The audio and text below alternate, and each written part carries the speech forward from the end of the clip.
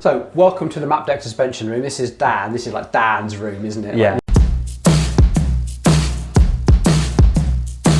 If this goes in first try, this is going to be like the greatest moment of my life. So we've got a Fox 32 step cast in here, and we want to show you guys like how bad your fork can potentially get and why we do suspension servicing, right? So can you explain a little bit where's this fork come from, Dan? Where's the customers? So it's a fella who biked up from Preston with it in his backpack to come to us for like a full service of everything, and he's stripped out the threads in the lower brake mount as well, so that's going to be There's a little bit of home mechanicking that's gone on there, I think, isn't there, and stuff, but he came to us and said, like, can you sort them out once and for all? They're a great set of forks. They are, one of my favourites. They're really nice factory step casts, but they definitely had a hard life, haven't they? So first thing we've done is drop the lowers. They've been draining in the sink. We're about ready to do our inspection, and we've already decided this needs a full rebuild, doesn't it? So we've got the air spring here, so this is on the air side, so this would sit inside the leg, this would be at the bottom, and this, oh my god, that's stiff. That should move a whole lot freer than that, right?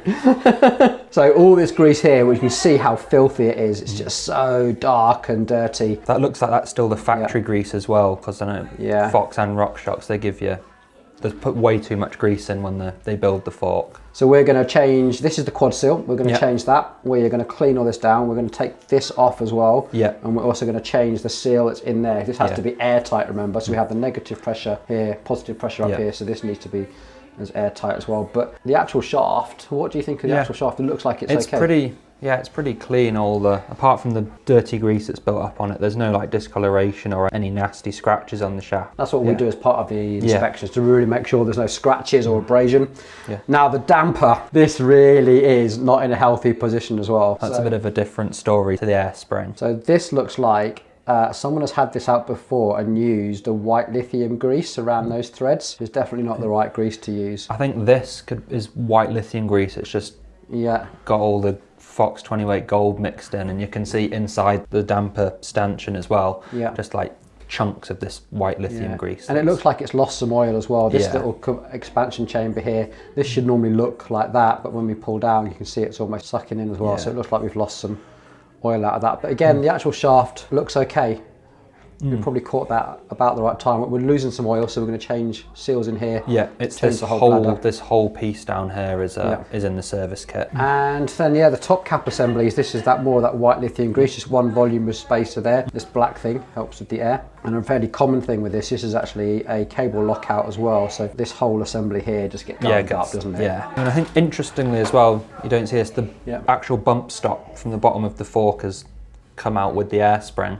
This was just floating around in there. Normally they stay down at the bottom here, don't they? So looking at actually the inners here, we've just got these hung up so that we can see, I mean, there's a fair bit of corrosion, but what we'll do is we'll shine a light down here, and again we're looking for any like scratches, especially on the air side. That's quite important, not so much on the damper side, but there's a whole bunch of gunk down there. Fair bit of cleaning to do here, Dan. So we've got a set of new wiper seals, standard for a basic service.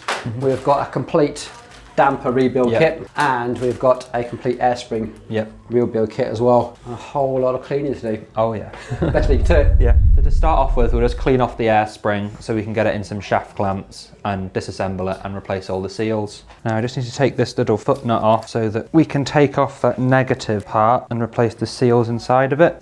You don't need to put loads of grease on, just get it so it looks shiny. I feel like every good suspension mechanic has got a dental pick they've acquired from somewhere that is incredibly useful for things like this. So we've got the thicker seal in, and now we can just pop the thinner one in, and now we've got the new seals in there. What we can do is get our map deck grease syringe filled with, this is SRAM butter in here, just coating that. What you can do is with a bit of shop towel, just push, boom, get the quad seal off, new one, shine it up with a bit of grease. Get it on there, just a really light coat on the shaft, and this is now sliding a lot easier than it was before with all that horrible degraded grease on there. And now we're just reinstalling the foot nut. Now just a little dab of Loctite, and it's got a really fine pitch on the thread. So now I'll just clean all this white lithium grease off the top cap. I'm going to start by removing the volume spacer. With Fox they're really simple, they just click on and off. So with your suspension you should be getting it serviced fairly regularly.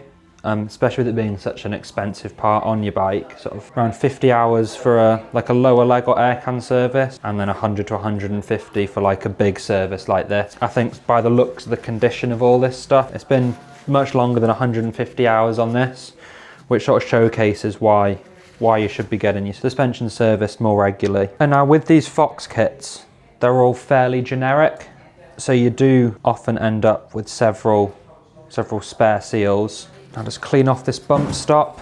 As you can see, like, this grease is just like brown and horrible. So now that's the air spring all serviced. We'll put it back in the fork once those stanchions are all cleaned. So set these aside for now. So now we're moving on to servicing the damper. That's going to be substantially more work than servicing that air spring, just because of the state that this is in. Let's get started just by cleaning all this stuff off the outside of it. Yeah, so you can see with this, as it compresses, this bladder here inflates. Yeah, as Paul said, you can tell it's lost a lot of oil, because it should look something like that when it's at full travel, not like this husk of itself. Yeah, so now it's got it in the shaft clamps in the vise. And what I found is that lots of suspension servicing is just cleaning up, preempting and cleaning up mess, because there is a fair amount of oil. It likes to just go everywhere. So I was expecting oil to come out with this piston then, but as you can maybe see inside of there, that oil level is very low. And I reckon we pour it out as well, it's going to be incredibly dirty. Pour it into the special sink. As you can see there, that oil is just nasty. And now flipping it upside down, so I'll just put a little plug of paper in there, so if there is any oil hiding, it's not just going to spill all over the place. There's some more oil there, so just grab a bit of paper. As you can see, as I squeeze the bladders, a bit more oil's coming out. And it's really important as well, when I take these shims off, I take them off in the right order and put them back in the right order. So if I just hook them all like this and then put them all back like that, no chance of me putting them on in any wrong order. So now I've removed this compression shim stack from the top cap of the damper. I can really get a good look and inspect everything. And considering the state the oil was in, all the internals here are in really good nick. No like bends in any shims or any sort of marking on the pistons, which is a really good sign. Just needs new oil. As you can see, there's just a little bit of oil residue still in this top cap that was behind the shim stack. So just clean all that out so it doesn't contaminate any of the new oil that we put in. And so I've just taken off this seal on the top cap just so I can clean off all this white lithium grease that whoever serviced the fork last time was a big fan of this white lithium grease, as it was literally everywhere inside of the fork. So it's important to remember when installing this ball bearing goes into this little channel here. Also, now just reinstall the shim stack in here, and I have it on this pick so I can't reinstall it in the wrong direction. So the new kit comes with a new bladder. These bits do wear out because it's just a rubber component that's constantly flexing. They can wear out, so it's just nice to install a new one. So now I've got this compression piston cap reinstalled in the bladder. We can put it all back into this top cap. Now I can install these shims and the spring, making sure it's the right way up. So now we're just reinstalling all of the compression parts. So torque this up to 6.2 Newton meters. And whilst it's just up this way, we can reinstall this compression adjuster. And this kit does come with a new little snap ring just to hold that in place. Now we can just slide this collar down to the end. And now we've got this plate here and this little snap ring. So now the compression part of it is all done. We can move on to the shaft and the rebound end.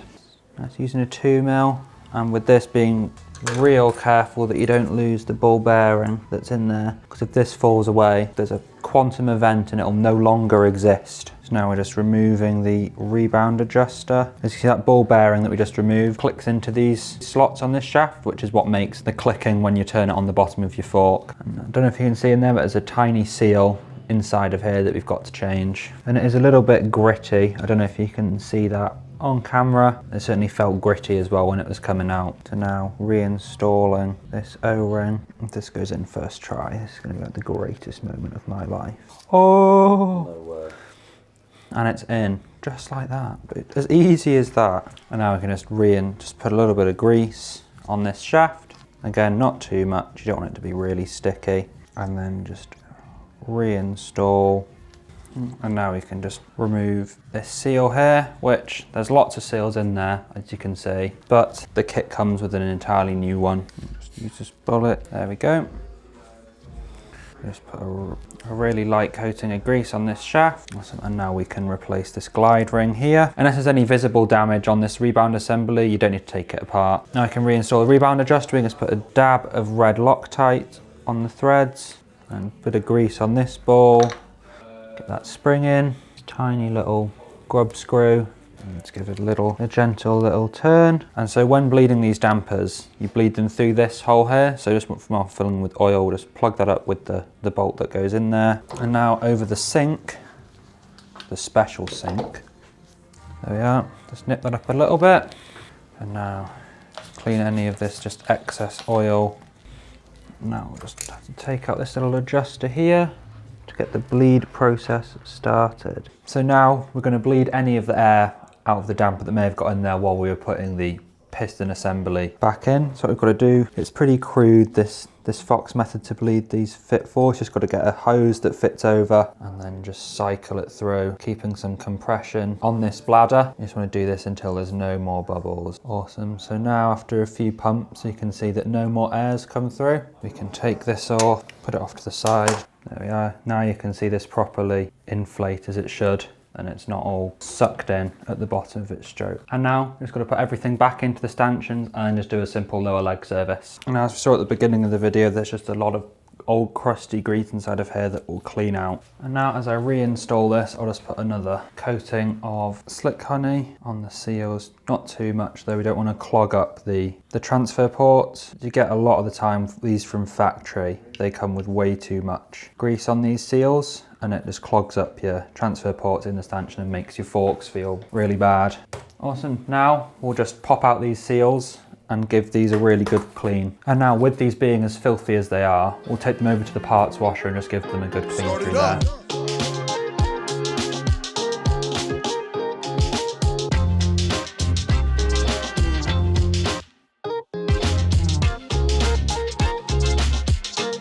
Now we can put these back together. Now one thing we will have to reinstall that's a bit outside of the norm with these is this bottom out bumper that came out when we took the air spring out. Normally these stay right in the bottom here, but this one has just been floating around. And now the final kit of the three of this service just has the foam O-rings and the wiper seals to install. And what I like to do is as soon as I get the foam O-rings out, just put them in the oil. This is the same oil that will be going in the lower leg. So just have them there soaking just so they're nice and saturated when they go into the fork and they can keep the stanchions lubricated. One thing you don't want to forget is the sag indicator. It's a really bad day when you finish your fork service and then realise that that's not on there because everything's got to come apart again. Time to hammer in the seals into the lowers. And now just a light coating of grease inside of this seal. You don't want too much, otherwise dirt's just going to get attracted to the grease that it deposits on the stanchions, and that's going to bring dirt into the lowers of the fork, which will mean you have to do the service again prematurely. There we are. So we've got 10 millilitres in the air side and we've got 12 millilitres in the damper side. Off camera, I cleaned up all of the adjustment knobs just so now we can put everything back together, clean, tidy, how it should be. Now just put in the compression assembly back on.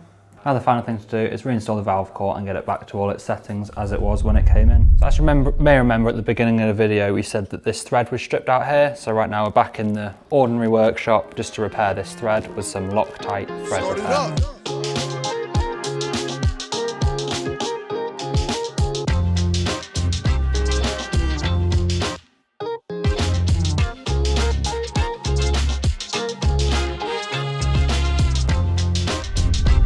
Really hope you're enjoying this video so far. I'm going to take over from Dan and just do the final checks, but if you're enjoying this video so far, please think about liking and subscribing. And if you want to see more suspension tech and you want to hear more from Dan, get down in the comments and let us know. Right, just to run you through what Dan has done so far. One, we've cleaned off all that rust around that crown race, given all of the internals a really, really good clean. We've done an airside service and a damper side service and a lower leg service. We've also done some thread repair on that brake mount as well, given everything a really, really good clean. The last thing we're going to do is just hook up the remote lockout and do a function check, and we're ready to ship it back to the customer. So let's take a look. So we're just looking to make sure that the rebound is all working. I can hear all the clicks. Should be able to hear all of those. So we take it to the slow position. We should see really slow rebound. Take it all the way to the fast position, nice and springy. And then on the top here, we don't have a normal compression damping, we just have a firmer. So we open all the way and we just make sure that compression damping is feeling soft. Let's just firm that up and that should feel a little bit harder to compress. Yep, again, we're gonna put that back in the middle. And then finally, the remote lockout.